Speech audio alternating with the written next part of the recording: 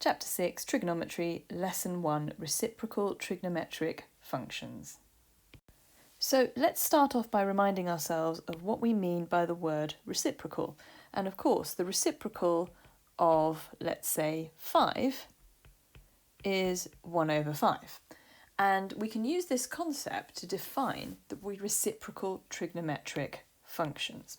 So let's start with 1 over sine theta. This is defined as cosec theta, or the cosecant of theta. 1 over cos theta is defined as sec theta, or the secant of theta, and 1 over tan theta is defined as cot theta, or the cotangent of theta. Now, you can remember these by looking at the first letter of the original trigonometric function and the third letter of the reciprocal trigonometric function, and looking at the match there. So we're going to spend a little bit of time looking at these functions. Have a look at the graphs below. In red, you can see the graph of y equals sine x, and in gold, you can see the graph of y equals cosec x, the reciprocal trigonometric function of the sine function. Now, have a look at certain key points. You can see at this point here, pi by 2, the y-coordinate of cosec is equal to 1, as it is for y equals sine x. Now that should make perfect sense because cosec of pi by 2 is equal to 1 over sine pi by 2, and we know that sine pi by 2 is equal to 1, so it's 1 over 1, which is equal to 1. So cosec pi by 2 can be calculated as 1 over sine pi by 2. Now, something more interesting happens at x equals pi.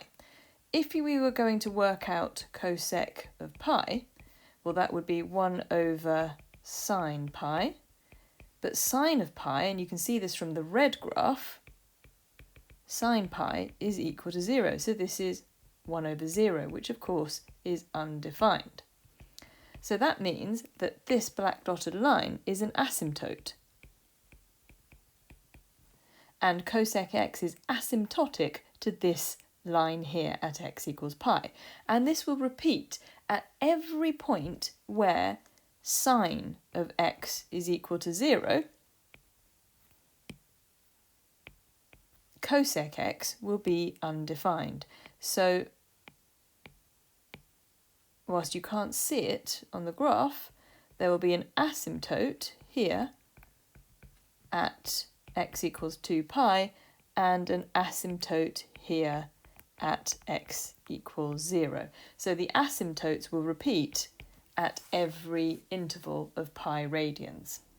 So at every integer multiple of pi, there is a vertical asymptote. So at x equals 0, at x equals negative pi, x equals pi, the graph of y equals cosec x is asymptotic to these vertical lines. It's worth noting as well that whilst we have drawn the x-axis in radians, so we've used a radian scale for this, you can draw graphs for the reciprocal trig functions in degrees as well, in which case I would have 100 and 80 and 90, etc. here. So this would be 90 degrees, this would be 180 degrees, 270 degrees, 360 degrees here, etc. There's nothing to stop you defining the reciprocal trigonometric functions using degrees rather than radians. We've just chosen to use radians because a lot of the work we're doing right now is in radians. Now, we see something very similar when we look at the graph of y equals cos x here in red versus the graph of y equals sec x, its reciprocal function here in gold. So let's look at some of the key points. We know that when x is equal to 0, cos of 0 is equal to 1, and sec of 0 would equal 1 over cos of 0, which would then just equal 1. So that's why the sec graph starts here, just like the cosec graph, I suppose, at x equals 0. Now, there are asymptotes at pi by 2, at 3 pi by 2, and then at every interval pi radians after that or before pi by 2 as well. Now, why is that? Well, let's think about what happens at x equals pi by 2. Well, we know that sec pi by 2 would equal 1 over cos pi by 2, but cos pi by 2 is equal to 0. You can see it there. Just as you can see cos 3 pi by 2 is equal to 0.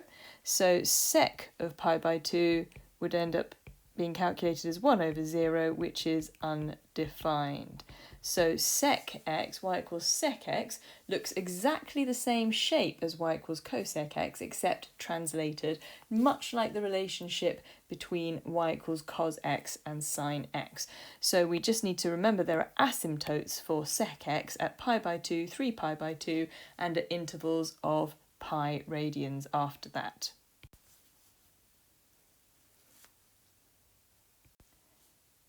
And again, it's worth noting that we could have drawn this graph in degrees with a degree scale on the x-axis instead of radians, in which case this asymptote here would have been at 90 degrees, then this would have been 180 degrees, and then 270 degrees, 360 degrees, etc. There's nothing to stop us defining the reciprocal trigonometric functions using degrees instead of radians. Now, the tan graph is very interesting.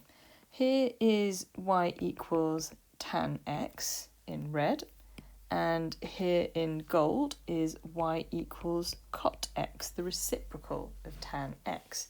Now I'm going to draw in the asymptotes for y equals tan x, and you can see them in purple here. So purple lines represent the asymptotes for y equals tan x. Now, let's think about what happens at certain values of x. Now, at x equals pi, for instance, tan pi, we know, is equal to 0. What about cot pi? That would be equal to 1 over tan pi, so 1 over 0, which makes it undefined. So that means the cot graph has an asymptote at x equals pi. So don't look at the red graph here, look at the golden graph. Can you see it's asymptotic towards the line x equals pi? And then there's another asymptote for y equals cot x, which is at 2 pi, and I'll draw the asymptotes for cot x in blue. So you can tell them apart from the asymptotes for tan x. So let's make a note of that. The blue dotted lines refer to asymptotes for y equals cot x.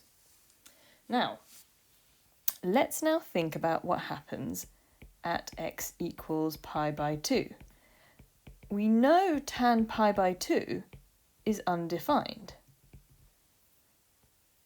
Some people like to think of tan pi by 2 as being equal to infinity, although that's a little bit of a stretch here because we can't exactly say it's equal to infinity, but it is something we can say that tan pi by 2 effectively approaches infinity.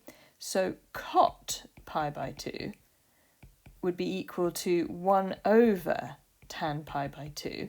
And imagine you're dividing by a very, very large number, and that's sort of the idea of infinity. It's a huge number. Well, 1 divided by a very large number will effectively give you an answer of 0.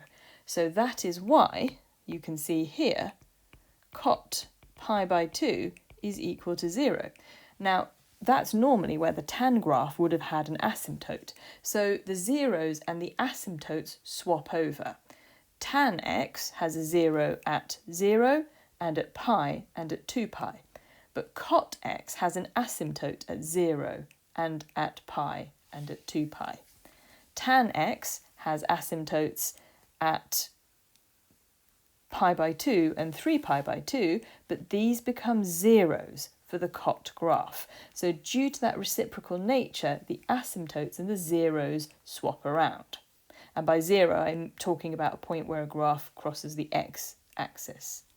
And again, just a reminder, we could have used a degree scale on the x-axis instead of a radian scale. We've just been doing so much work in terms of radians that it felt helpful to carry on working in terms of radians rather than degrees for the moment. We're now going to look at a series of identities which involve the reciprocal trigonometric functions. Now, I'm going to start with a very simple identity that everybody has come across previously. It is the identity cos squared theta plus sine squared theta is equivalent to 1. Now, I'm going to label that with a star. And the first thing that I'm going to do is create a little bit of space. So I will split the screen here so we can see exactly what we're doing. So to start with, I'm going to take this identity, starred, and I'm going to divide all parts of it by cos squared theta. So I'm going to divide the 3 parts of it by cos squared theta. So what does that give me?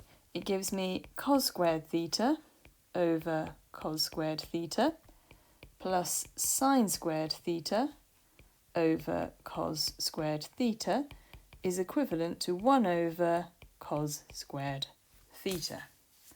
Now, what can we do with this? Well, cos squared theta over cos squared theta is just 1. So I have 1 plus. Now, this part here, I'm going to write that as sine theta over cos theta all squared, which is the equivalent concept. And on the right-hand side, I'm going to write this as 1 over cos theta all squared. Again, just an equivalent way of writing it. Now, look at the orange part. Sine theta over cos theta is tan theta, so this simplifies to give me tan squared theta. And then on the right-hand side in purple, 1 over cos theta is the same as sec theta, so I get sec squared theta. So I have a second identity. We started with this and used this to derive a second identity. 1 plus tan squared theta is equivalent to sec squared theta. Important that we know exactly where we got this identity from and that we know what this identity is. And we'll be making significant use of it a little bit later on. Now, we're going to go back to the original identity, and this time we're going to divide all 3 parts of it by sine squared theta. Each part of it will divide by sine squared theta. So this gives me cos squared theta over sine squared theta plus sine squared theta over sine squared theta is equivalent to 1 over sine squared theta. Now this part here, sine squared theta over sine squared theta, will just be 1. Now this first part here, I'm going to rewrite that as cos theta over sine theta all squared. And the right-hand side, I'm going to rewrite as 1 over sine theta all squared. Now, what is cos theta over sine theta? Well, we can see it's the reciprocal of tan theta.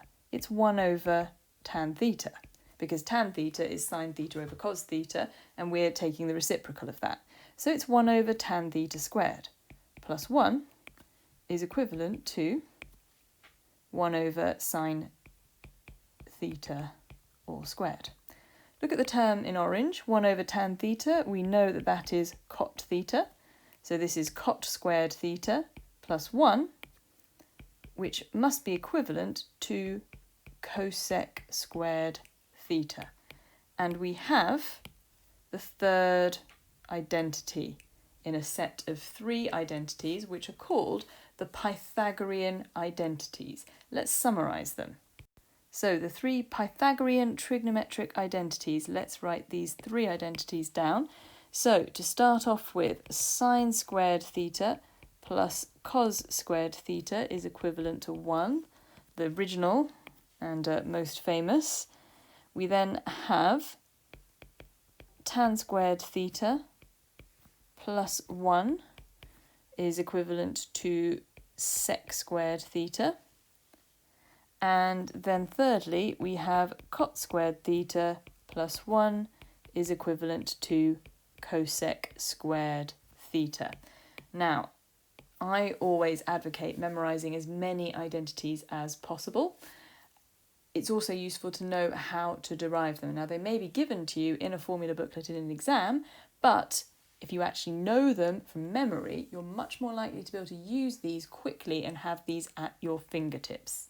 Now, we're making a lot of use of these identities a little bit later on when we study trigonometric proof, and it is always clear that people who know these, can recognise these identities, have learnt these off by heart, find it a lot easier to work with the trigonometric proof. Now, before we move on to look at a few examples involving the reciprocal trigonometric functions, I just want to include a brief note of caution, something that you need to be very careful about and make sure you understand very clearly. So, we have defined 1 over sine x as the reciprocal trigonometric function cosec x. This is not the same as the inverse trig function sine to the minus 1. Now, a little bit later on, you're going to be learning about the inverse trig functions in more detail, and the inverse trig function sine to the minus 1x is something we call arc sine x, and this is not the same as 1 over sine x, which is a reciprocal trig function. Please don't get mixed up between reciprocals and inverses. They don't mean the same thing. Now, why might some people get confused? Some people get a little bit confused because they see sine minus 1 and they're used to seeing a power of minus 1 and thinking it means reciprocal or 1 over. In the context of sine minus 1x, it does not mean take sine and raise it to the power of negative 1. The minus 1 is like f minus 1. It means inverse function. Now, this is why we actually have separate words for the reciprocal trigonometric functions. So rather than writing 1 over sine x, we actually use the term cosec x, and for 1 over cos x, sec x, and for 1 over tan x, cot x, because this hopefully avoids some of the confusion that could be created with people not understanding the difference between 1 over sine x and sine minus 1x, and the same for cos and tan. So please be careful, make sure you understand the difference between the two functions. So here's a quick summary of the 3 reciprocal trig functions and the 3 inverse trig functions. Do not get them mixed up. They are different. Okay, they do different things.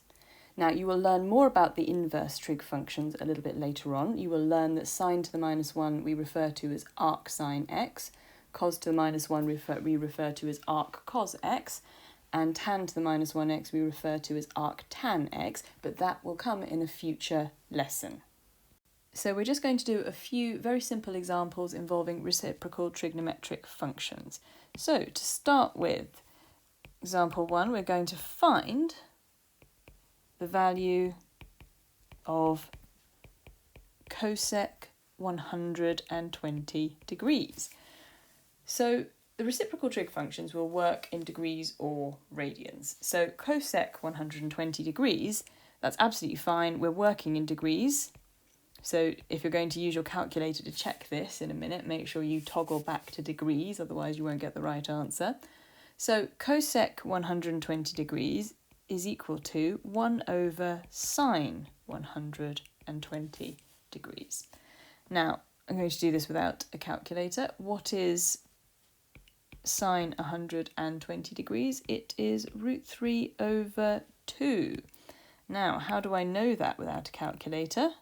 Well, think about your unit circle, and we know that if we have a right angle triangle here in this quadrant with an angle of 60 degrees, then we know that sine 60 is equal to root 3 over 2, which is something we should know from our special triangles. If I reflect that over here, so this angle is also 60, then we're calculating the sine of this purple angle here, which has got to be sine 120, and because sine is positive in the left-hand quadrant, top left-hand quadrant, sine 120 is also root 3 over 2.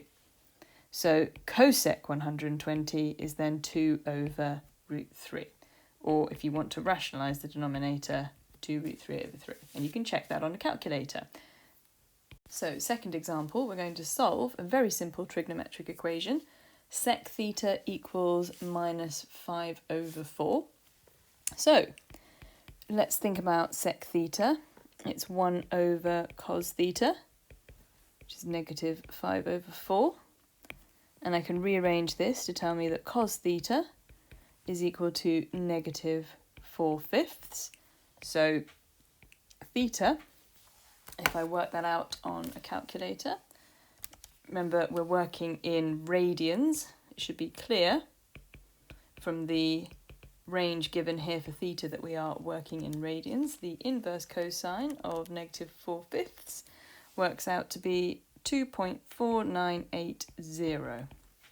Now, I then have to find the other possible answer to this, and I'm going to do this using the unit circle. You can also sketch the cosine graph and find the other solution that way as well. Use whichever method you can work out correctly. Don't just copy out an answer.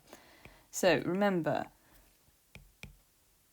we're actually solving cos theta equals negative 4/5. So we're looking for quadrants in which cosine is negative.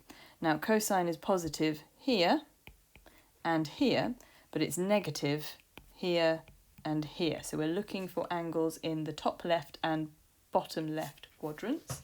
So let's think about the size of this angle. Remember, if we mark the angles here, that's 0, pi by 2, which is approximately 1.5, pi, which is approximately 3 pi by 2, which is approximately 4.7, and then of course 2 pi, which is approximately 6. So where does an angle of 2.4980 go? Well, it must go over here, because it's larger than 1.5 or pi by 2, but smaller than pi or 3. So here's my triangle. It looks like that. This obtuse angle here is 2.4980, which means that this acute angle here in yellow will be pi take away 2.4980, and that's equal to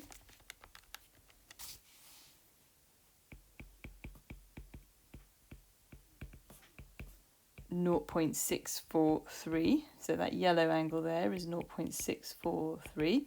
So reflecting our orange triangle into the region that we want, the angle that we want, I'll draw it in purple, it's all the way around here. So hopefully you can see that. So that purple angle, second value of theta that we need to work out, is pi plus this small yellow angle, which has its equivalent there, plus 0.643, etc., which gives me a second answer of 3.7851 ... So my two answers here for theta are 2.50 radians